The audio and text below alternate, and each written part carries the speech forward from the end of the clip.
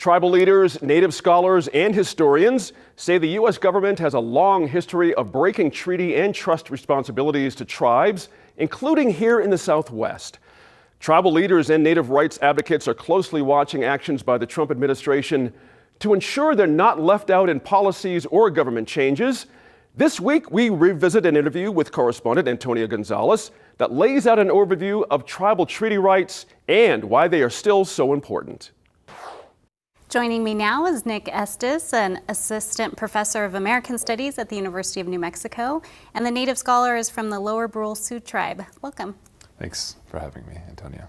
So let's start with the basics. Tell us, what are treaties between tribes and the United States? So the practice of treaty making goes back to the very founding of the United States and actually goes back prior to the existence of the United States. So for example, the Lakota people, or the Oceti-Sakowin, the Great Sioux Nation, had entered into formal relations with other nations of people prior to the arrival of the United States. Our first compact that we have recorded was with Te-Skawi, the White Buffalo Calf Woman, who essentially brought us into formal relations with the non-human world, such as the Buffalo Nation and the plants and the water and the land.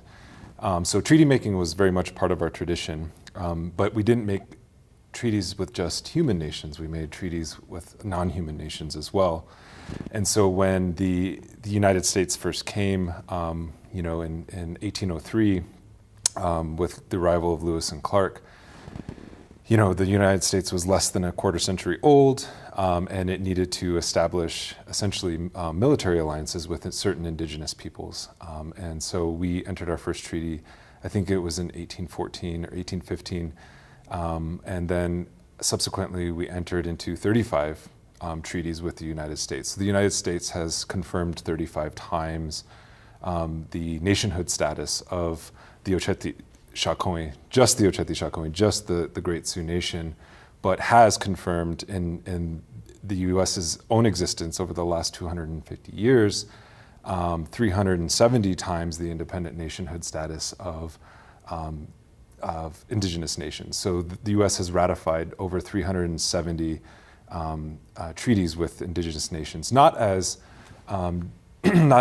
inferior, but as equals to the U.S. If we interpret, because treaties, the thing with treaties is that treaties are interpreted by both parties, not just one party. And so the U.S. has had a dominance on the interpretation of these treaties.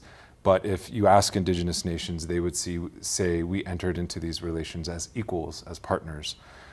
So that's the kind of brief synopsis of the history of treaty making in the United States.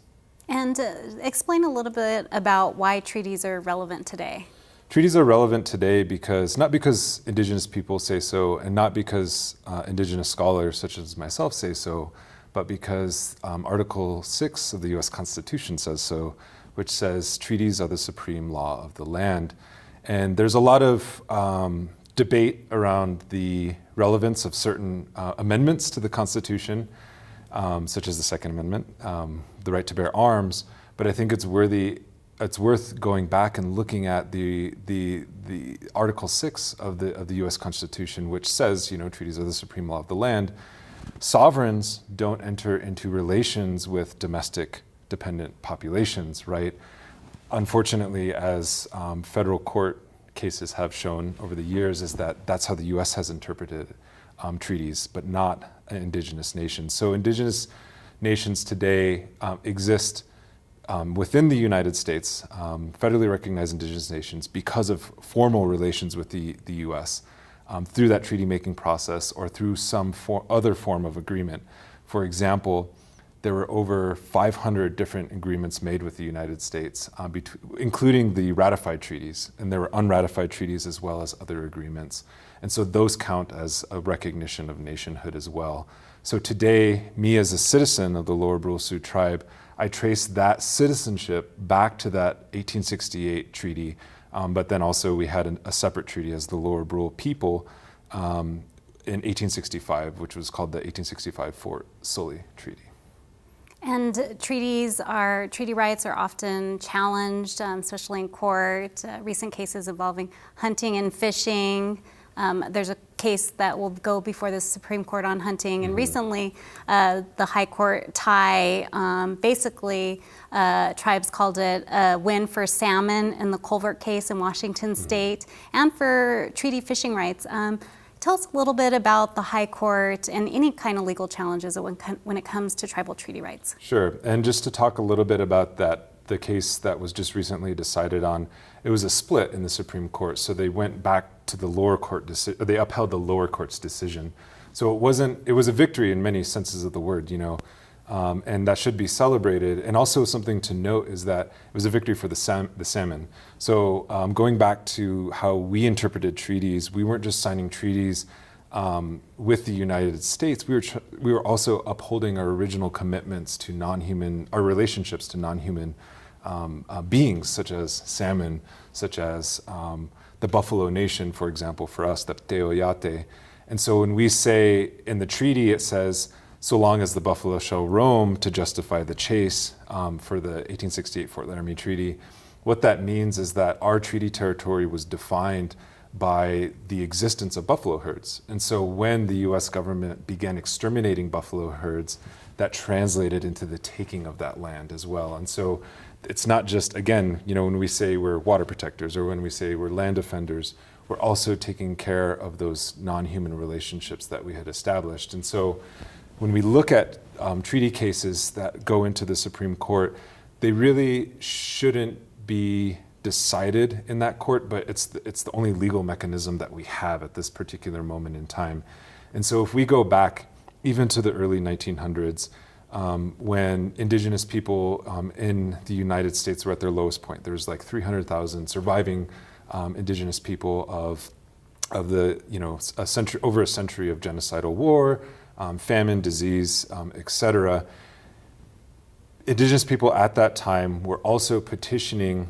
After World War I, we had served in great numbers. We weren't technically U.S. citizens, but many had seen their service in that war as a commitment to uphold treaty rights. And so, for example, going back to my own nation, we served a lot of the sons and daughters. Let me back up. A lot of the sons of these original treaty signers were sent off to Carlisle Indian School, which closed its doors 100 years ago this year in 1918. They sent their sons to the Carlisle Indian School, and those graduates from that school were the ones that served in the military, and they served under the auspices that the United States would uphold its original agreements with us. For example, for us, it was getting back the Black Hills, or at least revisiting the Black Hills case. So after the war in 1919, at the Paris Peace Conference, we had petitioned the United States government, Woodrow Wilson specifically, to have representation there because we saw ourselves as part of the world's colonized people. The Southeast Indian people who were colonized under the British at that time had sent, wanted delegation because they fought in World War I as well. Many African nations also, sought representation at the League of Nations at that time. So this is an ongoing issue. It's not just confined to domestic courts, because at that time we weren't even citizens. So how do you take a treaty case to court when you're not even a citizen of the United States? So this isn't just a new struggle. This is an ongoing struggle. And again, every time the United States government tramples on treaty rights, they're also trampling on their Constitution because they're not upholding their original agreement, Article 6. And there is a lot of talk about the U.S. Supreme Court with a new justice about to be confirmed, maybe. What are your thoughts on why it's so important to pick justices that have knowledge of Indian country? It's important for a variety of reasons, but I would like to back up, as a historian, I'd like to back up a little bit and try to contextualize why the Supreme Court has such power and, to determine the fate of indigenous, peoples, because they're the ones that are interpreting treaties. It goes back to Chief Justice John Marshall, who was appointed under John Adams, I think, in 1801.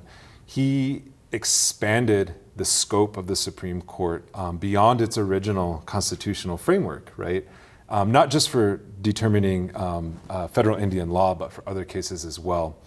And so Chief Justice John Marshall, he's famous for what we understand as the Marshall Trilogy.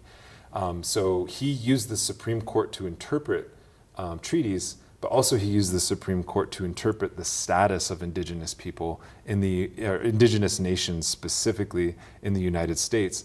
And he was most famous in deciding the Cherokee cases. So under removal policy, when Andrew Jackson was trying to remove the Cherokee Nation and the so-called 5 civilized tribes from the South and begin westward expansion across the Mississippi River, Chief Justice John Marshall was playing a pivotal role in providing the legal mechanisms for the United States to do so.